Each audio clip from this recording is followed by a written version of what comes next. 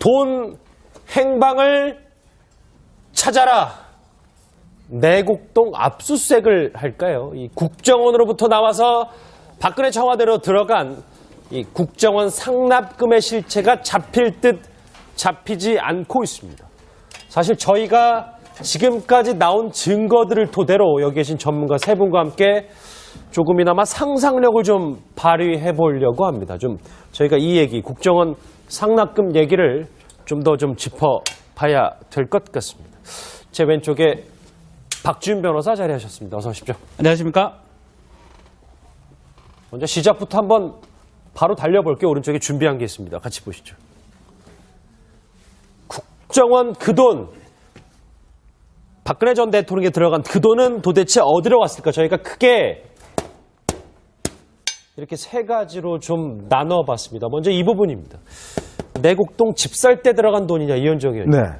검찰이 이 내곡동 자택을 압수수색을 검토하고 있다면서요? 그러니까 지금 이제 이 국정원 특수활동비가 작년 이제 7월까지 이제 정기적으로 청와대에서 이제 받다가 갑자기 안봉근 비서관이 이제 보내지 마라. 그 상황이 이제 그렇게 됐단 말입니다.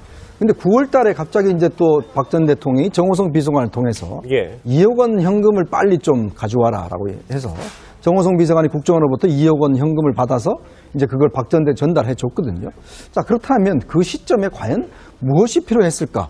그리고 그 받은 5만 원권 현금은 어디에 사용됐을까라는 그런 의문들이 있는데 지금 현재로서 이제 검찰이 보고 있는 것은 일단 박 전 대통령이 이제 그 내곡동 집을 살 때 이게 왜냐하면 삼성동 집이 팔리기 전에 내곡동 집을 계약을 했어요. 그렇죠. 자, 그러면 그 정도의 현금이 있어야 될 텐데 그 현금의 출처가 과연 어디에 현금이 출처가 있을 것인가라는 문제와 그리고 또 이제 변호사 비용을 이걸 현금으로 지급을 했다라고 하거든요. 그러면 이 변호사 비용은 어디에서 나왔는 것인가? 그리고 지금 당시에 9월 달에 최순실 씨가 독일로 갑자기 출국하게 됩니다. 자, 그때에 박 전 대통령과 최순실 씨가 127차례에 걸쳐서 통화를 하게 되죠. 자, 그러면 그 도피할 때 그 도피 비용은 과연 어디서 나왔을 것인가? 이런 그 꼬리문 의혹에 대해서 이제 그 출처를 바로 여기가 아닌가라고 검찰은 좀 보고 있는 것 같습니다. 예, 이종걸 실장님 일단 개괄을 해주셨는데 저희가 하나씩 짚어보면 일단 검찰은 내곡동 집을 좀 들여다보는 것 같아요. 이유가 뭔가 하면 말씀처럼 먼저 집을 사고 후에 집을 팔았는데 당시 예금이 10억 정도밖에 없었다는 거예요. 그렇다면 18억 정도가 비는데 그렇습니다. 이 돈이 비자금 아니냐? 지금 이런 생각을 하고 있는 거죠. 예, 그래서 사실은 이제 특검도 이 지금 그 국정원 그 상납금 이전부터도 사실 박근혜 대통령의 자금으로 끊임없이 추적을 해왔을 겁니다. 그렇죠. 그런데 문제는 지금 이 삼성동 자택은 당시에도 사실 이게 시간이 서로 안 맞기 때문에 해명을 요구했을 때 사실 박근혜 대통령 측에서는 우리가 원래 돈이 있었다 하고 그냥 그 돈으로 했다라는 어떤 해명을 했었어요. 그런데 이번에 들여다보려고 하는 건 두 가지죠. 실질적으로 삼성동 자택도 제대로 압수수색을 해본 적이 없거든요. 근데 금고 문제가 언제나 이야기가 있었지만 확실하게 무엇인가의 혐의가 있어야만 사실 그러니까 대통령의 어떤 저택인데 들어갈 수가 없었기 때문에 이번에는 어쨌든 확실하게 40억의 행방을 찾아야 된다라는 명분이 확실히 있고 여러 가지 의미에서 일단 내곡동에 압수수색을 하겠다라는 것이고 그것과 더불어서 다시 한번 예금, 그러니까 자금 흐름을 추적을 해보겠다. 분명히 이 차익이 있으면, 그러니까 이 차이가 있으면 그 차액에 대해서 어떤 방식으로 어떻게 입금이 됐느냐를 만약 한다면 일단 우리 40억에서부터 조금씩 추적해 들어갈 수 있는 게 아니냐라는 것이죠. 이게 사실 뭐 부동산 매매 거래 세무조사하듯이 앞으로 좀 들어가면 될 수도 있을 텐데 박준 변호사님 아까 잠깐 나왔던 28억, 67억 저 얘기 한번 그래픽으로 한번 다시 보시죠. 왜냐하면 물론 팔기 전에 샀기 때문에 돈이 모자랄 수 있겠습니다만 저거 67억에서 28억 빼면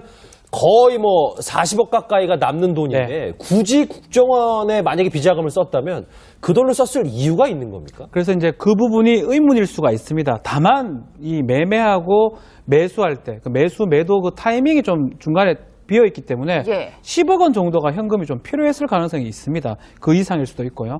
그 부분을 사실 국세청이나 검찰에서 할 때는 물어볼 거예요. 그리고 무슨 돈으로 어떻게 구입을 했느냐. 왜냐하면 판 거는 3월 13일 날 구입을 하고 다시 판 거는 3월 28일이기 때문에 15일간 돈이 없었을 건데 어디서 갖고 왔느냐 물어봤을 때 소명을 해야 되는 겁니다. 근데 지금 중요한 내용들이 나왔죠. 이재만 전 비서관이 우리 총무비서관실에 비밀 금고에 그 40억 받은 거 넣어놨다.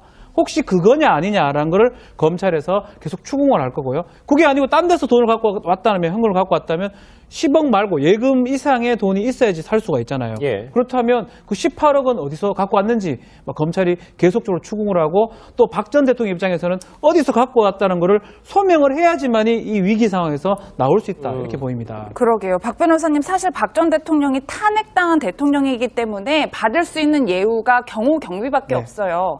그런데 만약 이렇게 나랏돈을 이용해서 자기가 살 집을 샀다고 하면 어떤 혐의가 적용된다라고 저희가 봐야 되는 우리 건가요? 국고손실죄 얘기 들었었죠. 국고손실죄 성립할 수가 있고요. 그 돈의 흐름 자체가 궁극적으로 박 전 대통령의 이익을 위해 썼다 그러면 뇌물죄가 되죠. 뇌물죄도 특가법상의 금액 자체가 억대가 넘어가 버리니까 10년 무기징역에 해당하는 특가법상의 뇌물 수수가 될 가능성이 있고요. 그렇기 때문에 박 전 대통령 입장에서는 사실 돈을 정하지 않아요. 용처를.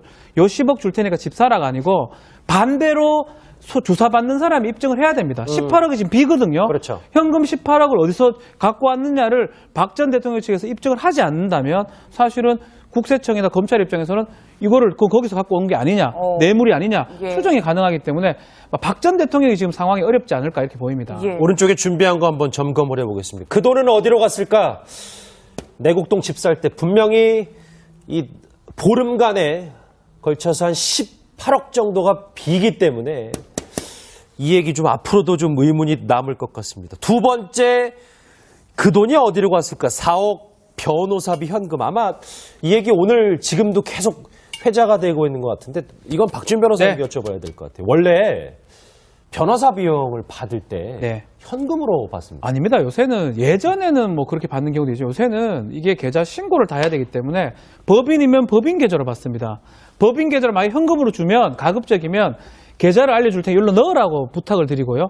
그래도 자꾸 현금으로 주면 우리가 다시 법인을 입금을 합니다. 왜 그렇게 하냐면 이 전문직 변호사나 뭐 의사나 이런 사람들이 세금 탈루를 해요. 부가세라든지 탈루를 하게 되면 중과세를 물습니다. 그렇기 때문에 법인에서 그 위험을 방지하기 위해서 현금보다는 계좌로 받는 게 많고요. 현금으로 받는다 하더라도 대부분 이제 법인이나 지금 근데 좀 다르게는 법인이 아닌 개개인이 지금 수입을 했기 때문에 변호사 7명이 조금 다를 수는 있지만 글쎄요, 현금으로 받는 경우는 최근에는 좀 적은데 막 탈세라든지 이런 것 때문에 받는 경우가 오히려 많다 이렇게 말씀드리고 싶습니다. 이현정 의원님, 실제로 전 변호인들도 삼성동 자택을 판 돈으로 받은 걸로 알고 있다 이렇게 이야기를 했는데 국정원 특활비가 변호사 비용으로 넘어갔다? 좀 가능성이 낮다고 봐야 될까요? 그러니까 지금 이제 박 전 대통령 변호사는 두 가지죠. 사실 탄핵 변호사하고 그다음에 형사재판 변호사. 그렇죠. 이 두 부분이 있지 않습니까? 그러니까 탄핵 당시에 헌법재판소 탄핵 재판 때도 그때도 이제 변호사들을 고용했으니까 그때 나온 이야기로는 이제 박 전 대통령이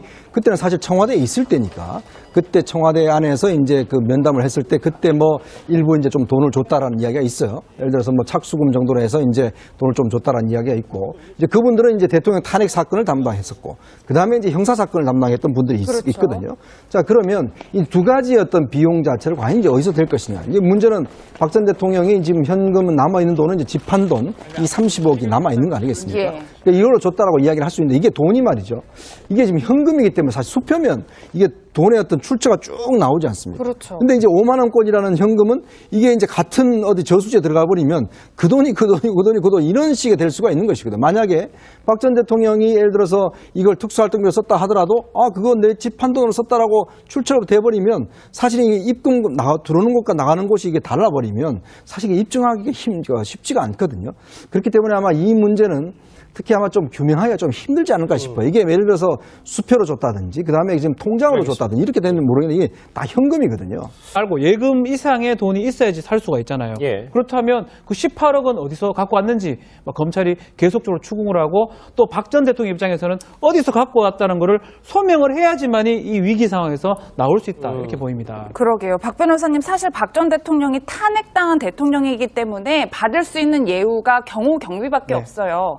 그런데 만약 이렇게 나랏돈을 이용해서 자기가 살 집을 샀다고 하면 어떤 혐의가 적용된다라고 저희가 봐야 되는 우리 건가요? 국고손실죄 얘기 들었었죠. 국고손실죄 성립할 수가 있고요. 그 돈의 흐름 자체가 궁극적으로 박 전 대통령의 이익을 위해 썼다 그러면 뇌물죄가 되죠. 뇌물죄도 특가법상의 금액 자체가 억대가 넘어가 버리니까 10년 무기징역에 해당하는 특가법상의 뇌물 수수가 될 가능성이 있고요. 그렇기 때문에 박 전 대통령 입장에서는 사실 돈을 정하지 않아요. 용처를. 요 10억 줄 테니까 집 사라가 아니고 반대로 조사받는 사람이 입증을 해야 됩니다. 18억이 지금 비거든요. 그렇죠. 현금 18억을 어디서 갖고 왔느냐를 박 전 대통령 측에서 입증을 하지 않는다면 사실은 국세청이나 검찰 입장에서는 이거를 거기서 갖고 온 게 아니냐, 뇌물이 아니냐 추정이 가능하기 때문에 박 전 대통령이 지금 상황이 어렵지 않을까 이렇게 보입니다. 오른쪽에 준비한 거 한번 점검을 해보겠습니다. 그 돈은 어디로 갔을까? 내곡동 집 살 때 분명히 이 보름간에 됐단 말입니다. 근데 9월 달에 갑자기 이제 또 박 전 대통령이 정호성 비서관을 통해서 2억 원 현금을 빨리 좀 가져와라라고 해서 정호성 비서관이 국정원으로부터 2억 원 현금을 받아서 이제 그걸 박 전 대통령에 전달해 줬거든요.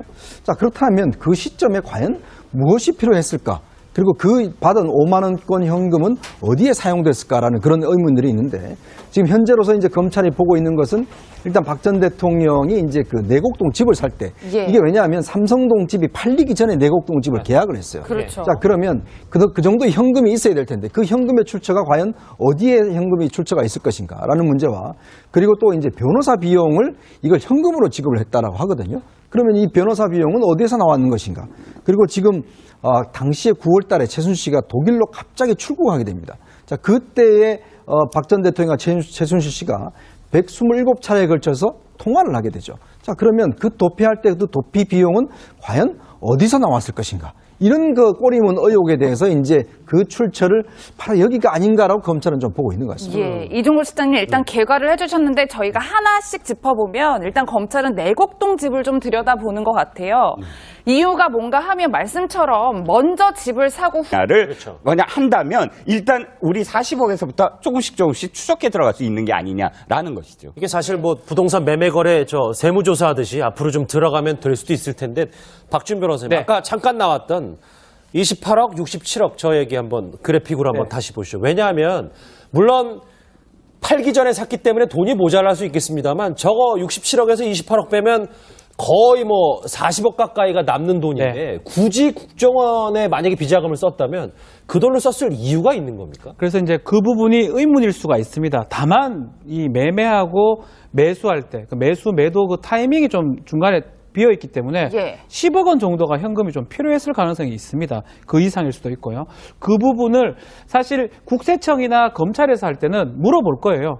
그리고 무슨 돈으로 어떻게 구입을 했느냐. 왜냐하면 판 거는 3월 13일 날 구입을 하고 다시 판 거는 3월 28일이기 때문에 15일간 돈이 없었을 건데 어디서 갖고 왔느냐 물어봤을 때 소명을 해야 되는 겁니다. 근데 지금 중요한 내용들이 나왔죠. 이재만 전 비서관이 우리 총무비서관실에 비밀 금고에 그 40억 받은 거 넣어놨다. 혹시 그거냐 아니냐라는 거를 검찰에서 계속 추궁을 할 거고요. 그게 아니고 딴 데서 돈을 갖고 왔다면 현금을 갖고 왔다면 10억 돈 행방을 찾아라. 내곡동 압수수색을 할까요? 이 국정원으로부터 나와서 박근혜 청와대로 들어간 이 국정원 상납금의 실체가 잡힐 듯 잡히지 않고 있습니다.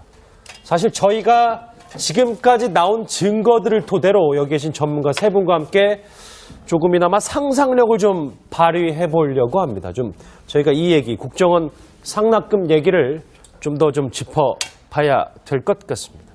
제 왼쪽에 박지훈 변호사 자리하셨습니다. 어서 오십시오. 안녕하십니까? 먼저 시작부터 한번 바로 달려볼게요. 오른쪽에 준비한 게 있습니다. 같이 보시죠. 국정원 그 돈, 박근혜 전 대통령에 들어간 그 돈은 도대체 어디로 갔을까? 저희가 크게 이렇게 세 가지로 좀 나눠봤습니다. 먼저 이 부분입니다. 내곡동 집 살 때 들어간 돈이냐, 이현정 의원님. 네. 검찰이 이 내곡동 자택을 압수수색을 검토하고 있다면서요?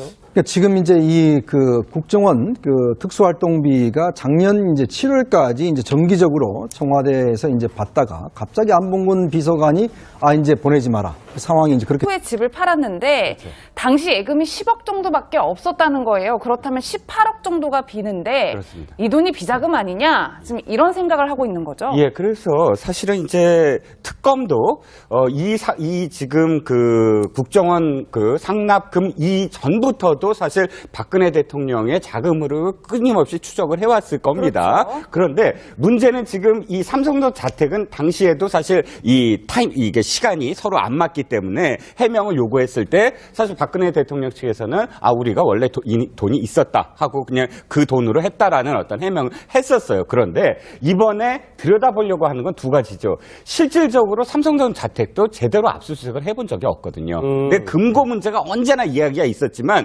확실하게 무엇인가의 혐의가 있어야만 사실 그러니까 대통령의 어떤 저택인데 들어갈 수가 없었기 때문에 이번에는 어쨌든 확실하게 40억의 행방을 찾아야 된다라는 명분이 확실히 있고 예. 여러 가지 의미에서 일단 내곡동에 압수수색을 하겠다라는 것이고 그것과 더불어서 다시 한번 예금, 그러니까 자금 흐름을 추적을 해보겠다. 분명히 이 차익이 있으면, 그러니까 이 차이가 있으면 그 차액에 대해서 어떤 방식으로 어떻게 입금이 됐느냐.